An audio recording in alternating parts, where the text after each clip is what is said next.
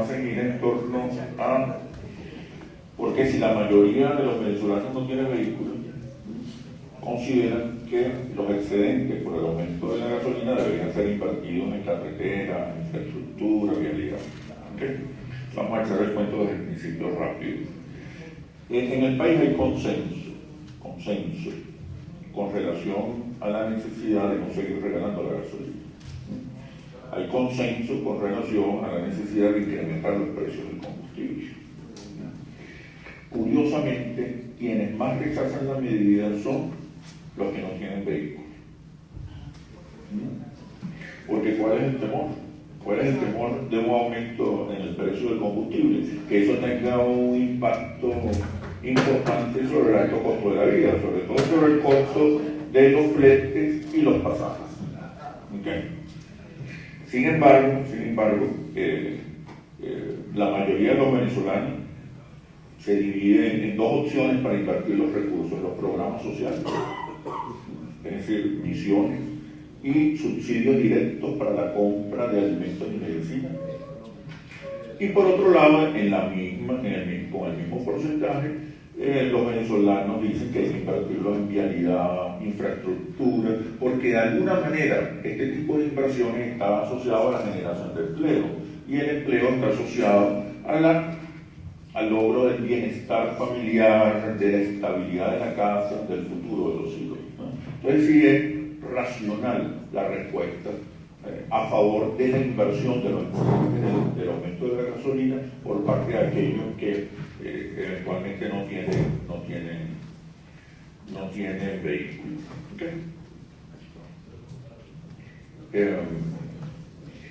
Y para concluir, el problema del gobierno bolivariano no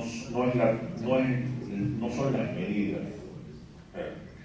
Las medidas no tienen impacto sobre los niveles de valoración de la gestión, no tienen impacto sobre el respaldo a la gestión. Lo que tiene impacto es el significado de las medidas, hacia dónde apuntan las medidas, cuál es la visión y el porvenir que anuncian las medidas. Así como la gente no compra licuadoras, no compra tiempo libre, igualmente pasa con las medidas que eventualmente pudiera tomar el gobierno nacional. La gente no compra las medidas, compra los efectos, los beneficios, el porvenir que anuncian las medidas. Y ahí hay un déficit comunicacional muy grave en la revolución bolivariana.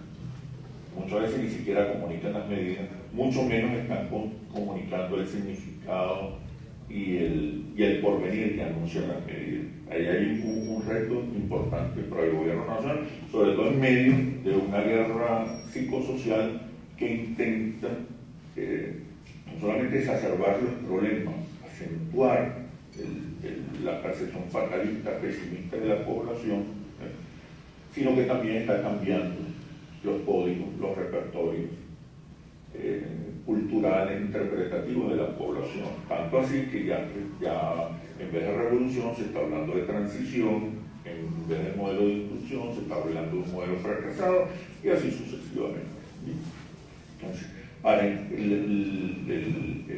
la comunicación en este caso la comunicación de las medidas en esta circunstancia no es suficiente para confrontar la guerra psicológica. Las medidas tienen que tener como objetivo, y el sentido y el significado de las medidas tienen que tener sentido en la medida que reduzca los niveles de angustia, de incertidumbre, de fatalismo que hoy están presentes en la población venezolana.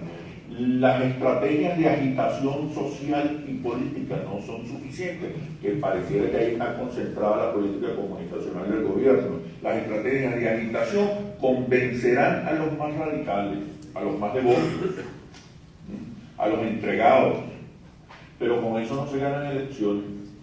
Con ese porcentaje de radicales y de la militancia más devota, no se ganan las próximas elecciones presidenciales. En este momento la oposición está ganando las elecciones parlamentarias. No tanto porque se haya convertido en una alternativa, sino porque recoge el voto castigo, recoge el voto en contra, pero la oposición está muy lejos de convertirse en una alternativa. Bueno, suerte, muchas gracias.